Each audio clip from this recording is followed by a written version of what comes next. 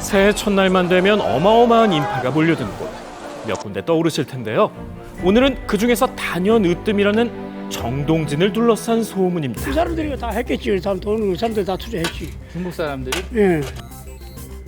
중국의 문화가 우리나라로 들어와서 우리 문화를 잠식하고 중국 문화의 파도가 밀려오는 가운데 정동진이 서서히 잠식되어 가고 있다? 그곳에서 대체 무슨 일이 일어났는지 수상한 소문의 진상을 알아봤습니다. 요즘 강원도가 주목받고 있습니다. 그 중심엔 바로 국민청원이 있는데요. 일명 한중복합 문화타운을 표방하며 사업을 계획하고 있었다는 강원도. 하지만 지지보단 반대 여론이 상대적으로 많았던 걸까요? 대규모 관광단지를 조성한다던 계획은 국민들의 거센 반대에 부딪히며 사실상 무산됐다고 합니다. 그럼 이제 걱정할 필요 없는 거겠죠? 하지만 참 산 넘어 산입니다. 끝날 때까지 끝난 게 아니라는 명언을 이렇게 쓸 줄은 몰랐네요. 춘천 대신 정동진의 차이나타운이 생긴다는 소문. 비슷한 내용의 청원이 올라온 지 얼마나 됐다고? 설마 사실일까요? 풍문에 의하면 목도 좋다고 하던데 정확히 어디쯤인지 확인해봤습니다. 푸른 바다가 보이는 전망 좋은 위치에 복합 휴양 공간이 들어선다? 규모는 이 조감도만 봐도 대강 짐작되시죠? 구체적인 사실은 사업 계획서를 통해 알 수 있었는데요.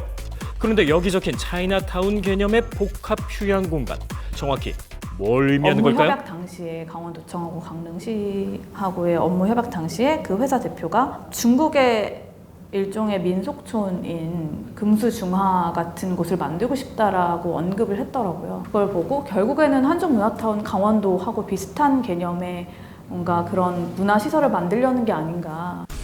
관광객 유치를 위한 그들의 계획은 여러 매체에서도 확인할 수 있었는데요. 중국의 명승지나 고적지를 축소해서 재현하겠다는 일명 차이나 드림시티. 실현될 가능성은 얼마나 될까요? 결국에는 우리 문화나 그런 것을 좀 침해를 하고 그러니까 동북공정이 좀 강하다. 그래서 이제 거부감이 있는 것이기 때문에 중국 업체들이 해온 대로 소림사나 이런 거를 지어야겠다라고 우긴다면 지금 국민 정서상 좀 힘들지 않을까. 네.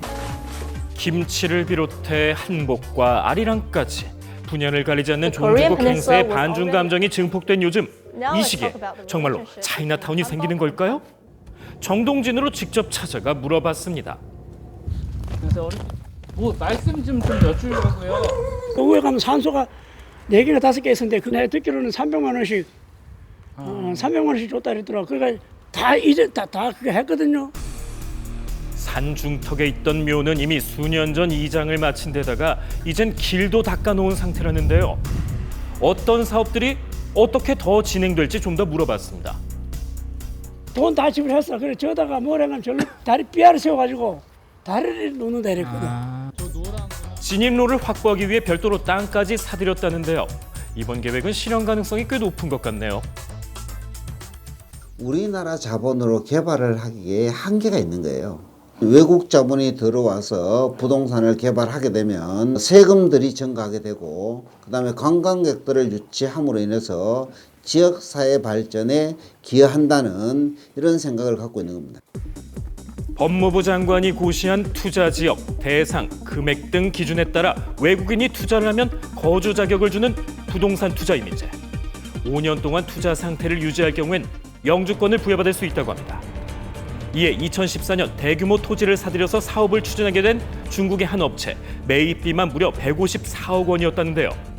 하지만 원래 계획했던 일정과는 달리 여러 가지 악재로 사업은 지연됐고 결국 부동산 투자 이민제 기한은 만료됐다는데요.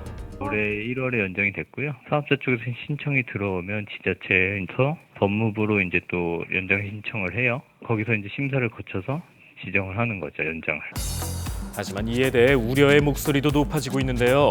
전문가 역시 문제점을 지적했습니다.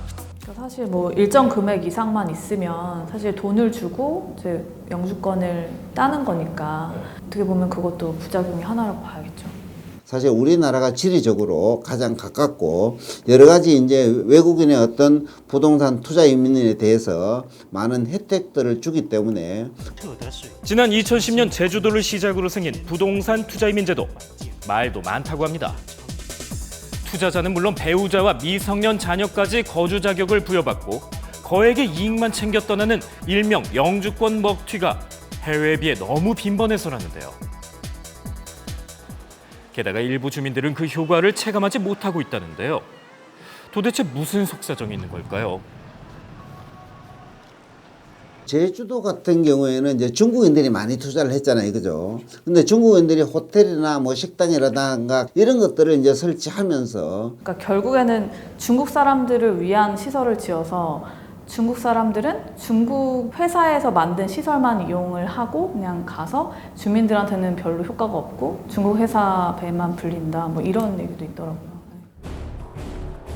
뿌리치기 힘든 달콤한 유혹, 그 달콤함이 언젠가 독이 될 수도 있습니다. 무엇이 진정한 발전을 위한 길인지 고민이 필요합니다.